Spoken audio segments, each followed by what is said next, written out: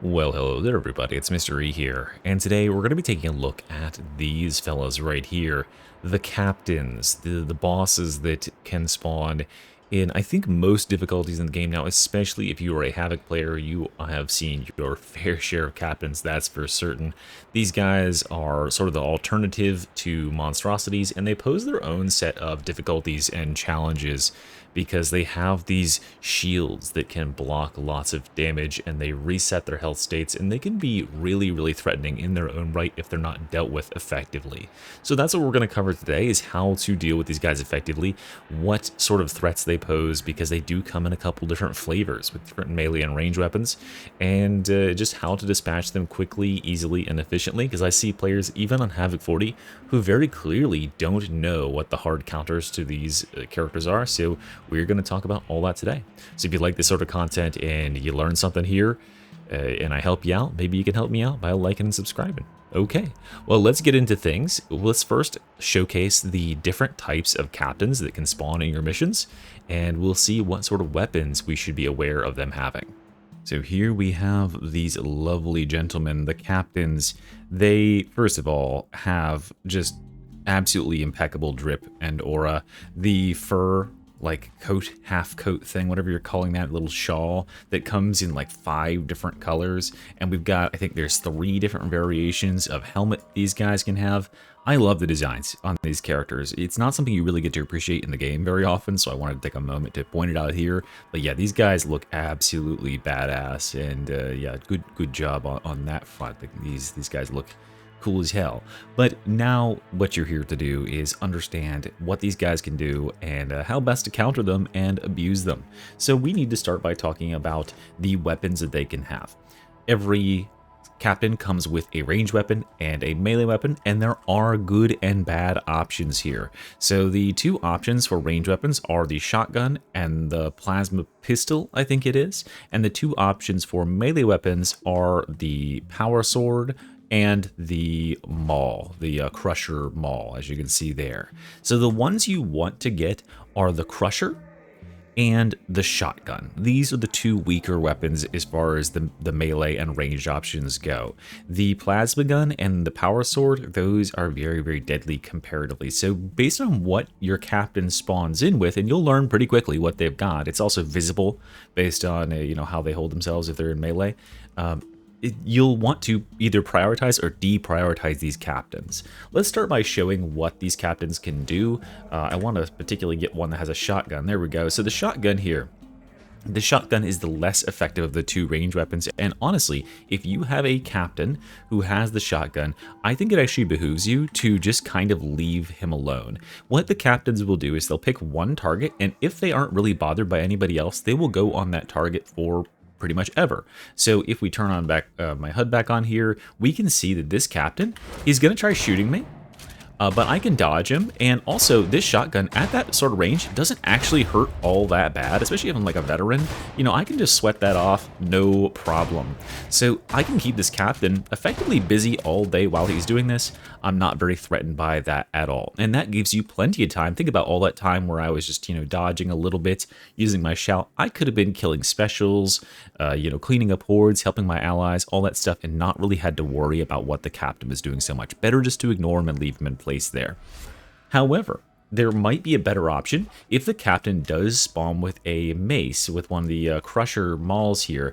I think it's better to go into melee and get this guy aggroed on you, because at range they're quite annoying, but if you just go into melee on him, whoever is threatened, by the way, it has to be whoever the guy is currently aggroed on. If you happen to be a third party and he's not actively on you, usually if you just go in there and melee on him for a little bit, he'll swap to focus on you, and then he'll change to his melee weapon. But once you get him onto melee, they will typically stay on this for a very long time. Like, I can get pretty far away from this guy before he gives up and decides to just go range mode on me again.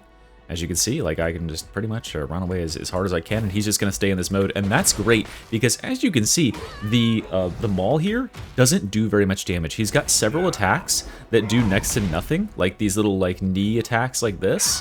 those do almost 0 damage, and that little charge does as well. And then he's got this super slow telegraphed overhead. So when the guy has the Crusher, that's when you just want to put him on probably like your tankiest melee character, or just really anybody, and then they can just kind of ignore that he exists entirely, because he is not a threat pretty much at all when he's got this weapon. So that is the lowest priority in terms of killing these guys. The shotgun would be the second lowest, but we have to also talk about the other 2 weapons, the more deadly of the 2, which is the plasma gun and the plasma sword. Let's show the plasma gun first. So as I showed before, the shotgun at long range, not that effective, not that scary. It doesn't do very much damage, and you of course can regen that off.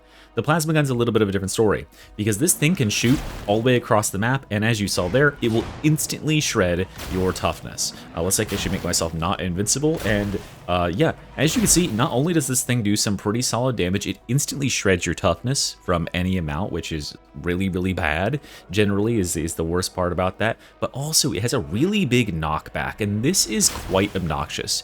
If you get hit with this and you get pushed by it, there's a good chance that you'll get pushed into something else, or even like off of a ledge or into a fire or explosive or whatever it might be, and that's bad, obviously. It also is just obnoxious when you're dealing with these guys and you're trying to get a res or an interact on some sort of objective thing, because this knockback is enough to push you out of those interactions as well. So when a character, when a what do they call these guys, captain, is using the plasma gun, it is very much advised to get into melee range and force him to put that shit away. And once he's got that shit away, it's going to be so much easier to deal with him. I've never had a harder time than dealing with captains who, especially like on those assassination missions, like the one on the train station, he'll spawn a whole like football field away, he'll just pull out the plasma gun, and he'll just be shooting all damn day, and that just gets really, really aggravating really fast. So come into close melee range and force him to pull out his melee, and you will be very thankful. But there is one downside to that, and that is if the captain happens to spawn with a plasma sword. The plasma sword, I think, is by far the deadliest weapon the captain can have, and at some point you're gonna have to engage on this guy in melee, right? So he's gonna pull out the plasma sword, and yeah, this thing is kind of terrifying. He still has that flying kick there, but he also has this sweep which can catch people off guard, although it's a bit slow. But this attack right here is really the one you need to watch out for. It can catch people completely off guard, how quickly he will throw out this flurry of blows, and that flurry of blows will absolutely cut you apart. It will hit you 1 or 2 times and break all your toughness and start taking your health. And the really tricky part about it is he can actually change targets mid-combo there. So each one of those hits is not part of the same combo. They are all individual attacks. And so what he'll do is he'll do like 2 attacks on me, and then if there's a psyker or somebody behind him, he can turn a 180 and launch the next 3 attacks on them and completely surprise them. And a lot of times people aren't ready for him to just go into this massive long combo, and so they're just like being all aggressive, they're being cocky, and then he opens up with 1 attack and knocks you back, and then from there you take like 2 or 3 hits, and then yeah, like you just go down like that, right? Like you're just not paying attention, and he can cut you open in a few seconds or a few milliseconds even. So you have to be really, really conscious and aware when there is a sword captain in your midst, because not only do those strikes hit the person they're targeted on, they can also hit everybody around them. So if you got a sword captain on you, try to get him like away from your allies, so that if they're not paying attention, they're not getting cut apart in the back. Same thing you do with Rinda Karnak if she spawned in. Now, the thing with the plasma sword here is that this weapon is just kind of unrelenting aggression. It doesn't really have any downsides like the Crusher Maul does. So what I advise you to do is, if you happen to have a captain who has that power sword, I think you want to get all the gang together and beat this guy down as soon as possible to stop him from existing for any extended amount of time with that sword, because it's only a matter of time before someone gets hit and loses some significant health. So that means we need to talk about how best to destroy these guys, and that means I need to show you the do's and don'ts as far as weapons to counter the captain. Alright, so now we need to understand how best to take these guys apart, break them down for parts. We have a set of weapons that are really good against captain shields, and a set of weapons that definitely aren't. And first and foremost, let me get out ahead of just the general range versus melee discussion. Range weapons do nothing against captain shields. As you can see here, range weapons have a damage penalty against captain shields, and they also have suffer a damage penalty against captains themselves once their shields are down, so it's never the right option to use your ranged weapons on the captain. I see a lot of players who, they have like a very high DPS ranged weapon, and perhaps they're even spec'd into range damage, and they're like, well, I'm going to contribute my damage through range. It's much better, even if you have no talent points put into melee, to go into melee and just sling your attacks at the shield, because the shield takes anywhere from 2 times to 3 times damage from melee. It depends on the weapon. Certain weapons are certainly outfitted better and deal more, but yeah, definitely get into melee. That is the way to deal with captains, not by shooting them, because you'll just waste a bunch of ammo and a bunch of time. But when you are in melee, there are certain weapons that are winners and certain weapons that are losers. I wanted to point out one weapon that, is really, really good, that everyone would assume would be good at captains too, but really isn't, which is the dueling sword. The dueling sword does next to nothing with light attacks, and then heavy attacks do okay, but they're pretty slow, right? Why is the dueling sword not very good at dealing with captain shields? Well, it's because it's a finesse weapon. Finesse weapons in general don't get a very high multiplier versus the shields, and they also invest a lot of their damage in getting those high damage crits, those crits that will deal a couple thousand damage and really blow up a target, right? Unfortunately for the dueling sword and lots of weapons like it, the captain shields actually have a damage gating. They can only take about 800 damage per hit generally. So what you'll end up with is weapons like the bully club, or not the bully club, but the pickaxe on Ogren, and you'll charge a heavy attack and you'll deal pretty much nothing to the shield. And that's what's going on here, where a headshot attack, which by the way, you can't get headshots or anything through the shields, a normal heavy crit attack like that would do a ton of damage, but you see there, it just doesn't do anything more than just that 800 or so damage that you're capped at. Now, once the shields are down, most melee weapons retain some efficacy, but there are definitely still winners at this game. And what I'm going to do here is I'll put on the screen a list of weapons that if you have these in your hands, you definitely want to be attacking the captain, because you will deal some considerable damage in melee against him. And then a list of weapons that you should probably just busy yourself with other stuff when captains are on the field.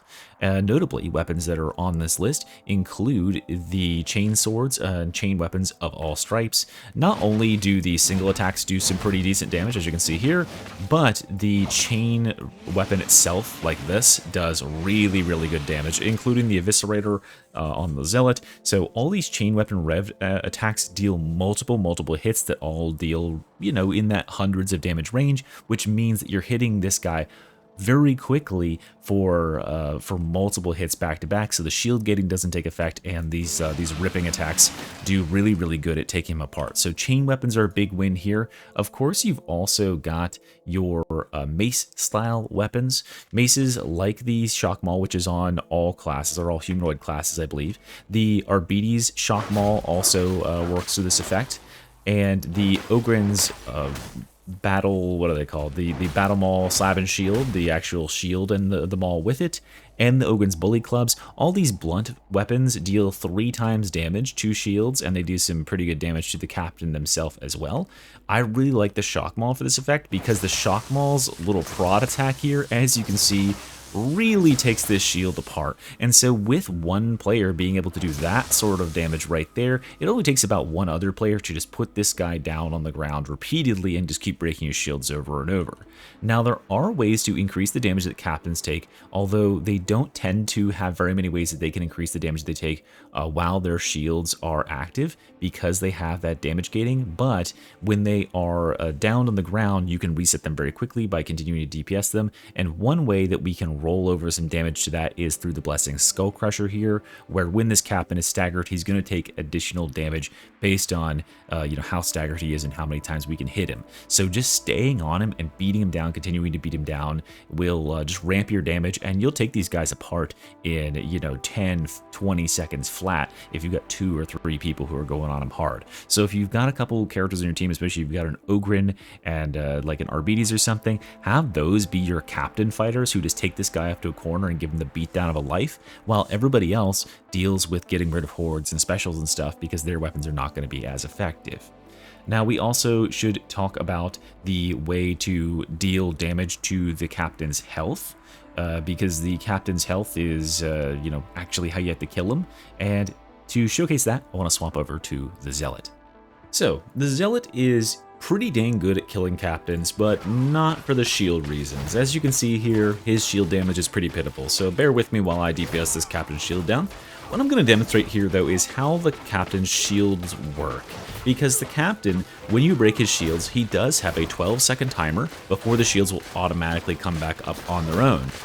However, he also has a health gating timer, or a health gating percentage. So if I lower this guy's HP to the 25% mark, or to down 25% like that, he'll instantly regain all of his shields.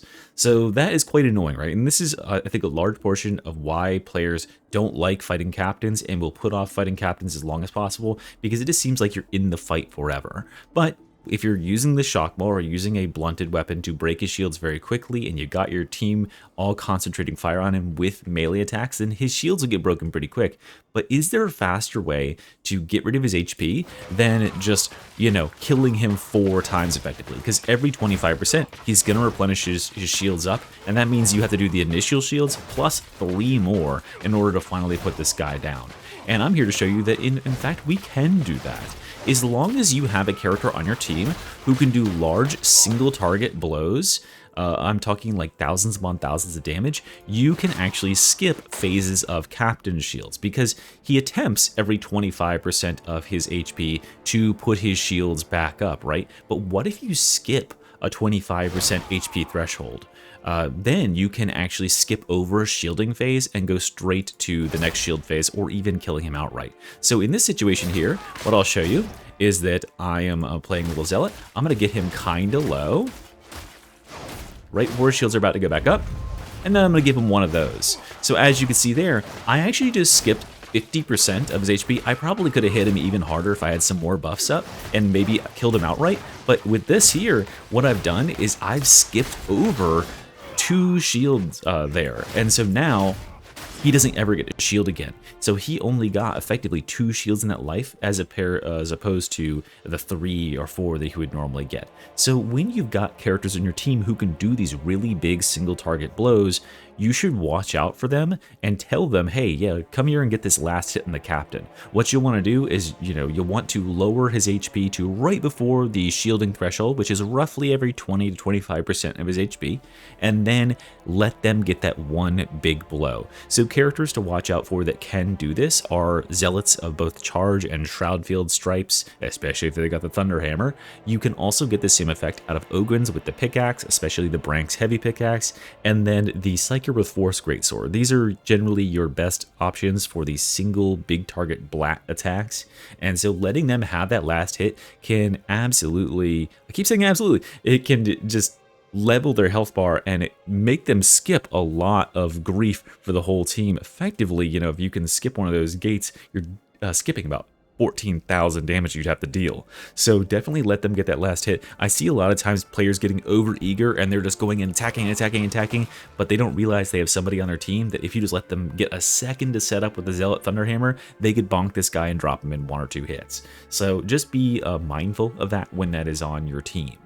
Now, we do need to talk about what happens when the shield breaks and the most effective way to deal damage to these guys, because that is probably the most annoying part of fighting these captains, is their shield breaking. If you've fought them at all, you know what I'm talking about. Let's demonstrate it here very shortly.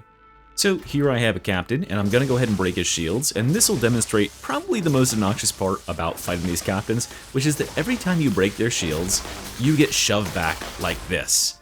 And that is just, I don't know for what reason it is, but that is really frustrating to me, because I have a certain position that I'm trying to hold. I don't want to get shoved 10 feet out of the way and potentially into dangerous effects or exposing myself to gunner fire or whatever it might be. I wanted to stay exactly where I was, and it also interrupts your DPS potential, because every second that you're not hitting this guy is a second that he can be getting back on his feet and he can be starting to recover his shields. And we want to be keeping on him like hot on, I guess the phrase is like white on rice, right? So yeah, like white on rice. That's what I meant to say. Hot on potatoes. I don't know what the fuck I was going to go there with there.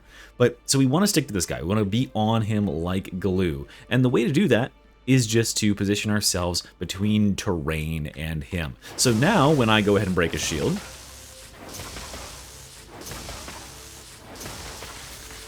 I should have been prepping for this. I'll get knocked back, but I'm still right on him. And so the whole time he's getting up, I can capitalize on that and get that damage done even faster. So by the time he gets his feet back under him, if you got 2 or 3 members of your team who can stack up in a spot like this and just wail on him over and over and over again, you can break his shields again before he even fully stands back up, which will put him back into that crawling on the ground animation. And this is a great way to absolutely CC lock these guys, especially if they're a sword user. This is what you want to do to counter them. You want to blow them up over and over and over so that they can never really get any chance to swing their sword around, so that they're always laying on the ground. And if you want to get a little bit of extra time, you can of course CC them with some of your like shout abilities and stuff, except you can't CC captains when their shields are up. You can only do it when they are down. So we'll lower this guy's shields down and we'll demonstrate that. Anyway, I hope you guys are enjoying the video so far as you wait for this. And then, as you'll see here, he's going to stand back up, and then I can actually shout to knock him down. Now, they get a little bit of armor against that. As you can see here, he won't get knocked over in the next one, but if I wait a second or two, another second or two, another second or two. Okay, well, I took too long on the first one. But yeah, he can normally get knocked over like twice during a shield cycle if you don't actually deal the damage necessary to give him his shield back. And it's pretty tight on that. But you can knock him around with shout. You can knock him around with you know, really big explosion grenades. The Void Blast staff can do this. So yeah, just be aware that you can CC and knock these guys around, including off of ledges, but only when that shield is down, and only a little bit during each shield down phase. However, speaking of the shields going down, or the shields in general, and CC, let's make you guys aware of something that is quite deadly about these captains. That is a bug. I am going to attempt to negotiate a fix with Fatshark, because I feel like this bug has been in the game forever, and I don't know why they haven't addressed it. But the captains have a chance to insta-kill you, and you might have seen this on one of my streams. If you haven't so far, I don't want to waste the time right now and going and trying to find footage of it, but trust me when I say it does happen. What causes this bug to happen, and what is happening, is if you're fighting a captain and they happen to have below 50% of their shields or so, they have a chance to do a shield rupture attack like this, hopefully. Do the thing, do the thing. Do the thing. There it is, that. So he kind of blasts his shield outward, right? And if you're closer to him, that little blast like that will actually throw you back a little bit more. And what it can do, it's intended to kind of like push you away from him, and it dazes you, it disorients you for a second. I believe it slows you. But what it can also do is, if you happen to be standing near certain terrain, and the type of terrain is unclear, it can actually throw you into the terrain and kill you with what the game types as fall damage. So be very aware when you have a captain and his shields are getting low. Typically what I try to do is stand away from particular terrain, including like little ledges like this. I'm not exactly certain just yet what causes this to happen. I've been trying to compile footage of it and like analyze, like, okay, are there any commonalities? But just be very aware of that shield burst attack. It tends to really only kill people who are at relatively close range, but it will kill you instantly from any health state, from any shield state, because it acts as if you fell from true damage. However, if you're like a zealot or an Arbites with what's it called, true grit, it will not be able to kill you because you have your death prevention there, right? So just be aware of that bullshit can happen sometimes, and understand exactly what is causing it. Now, let's kind of wrap up here, guys, because I think I've shown everything I need to show, right? I've shown you the most effective way to break the shields. I've shown you the least effective ways to break the shields. And I've shown you the most effective ways to deal with his HP. We can go ahead and demonstrate some of the movesets while I do this wrap up here. The mace, by the way, is like the most useless weapon ever. Like, it only has a couple of attacks. I can basically walk out of the way of it. Okay, not quite, but yeah, it's not very threatening. But in summary, guys, when you have a captain at hand, you should be summoning all of your boys to melee attack the captain. Do not range attack the captain when his shields are up. It does very, very, very reduced damage. It's a waste of time and resources. The best weapons at breaking the captain's shield tend to be blunt weapons, so maces, mauls, including the crusher maul that he has there, and the chain weapons are also exceptional at doing this, especially when they are using their chain shredder mode. So be on the lookout for those sorts of weapons. Typically, finesse focused weapons, including the dueling sword and knife, are not very good at breaking his shields. And of course, yeah, like I said before, do not use those ranged weapons, including flamethrowers, flame staves. Staves in general are very weak at captain shields. If you've got a captain and he happens to have a shotgun or a mace, it's probably a good idea to get him to pull that weapon out and focus on you for a while you deal with other stuff, because as you can see here, this guy, even though he is able to hurt me, is not very threatening at all. I can just kind of hold him here all day while I monologue to you guys. So make sure that you are prioritizing getting them to swap to their preferred weapon by either going in melee and threatening him so that he pulls out his melee weapon if it's the maul, or staying at range so he pulls out his shotgun if it is the shotgunner. And if you happen to have a guy with the plasma gun or the power sword, there is a pretty good chance that you'll just want to get him into a position where you can demolish him and get rid of him really quickly. The best way to do that is pull him close to a wall and then start going on him as a concerted group, and use whatever abilities you need to keep yourself safe.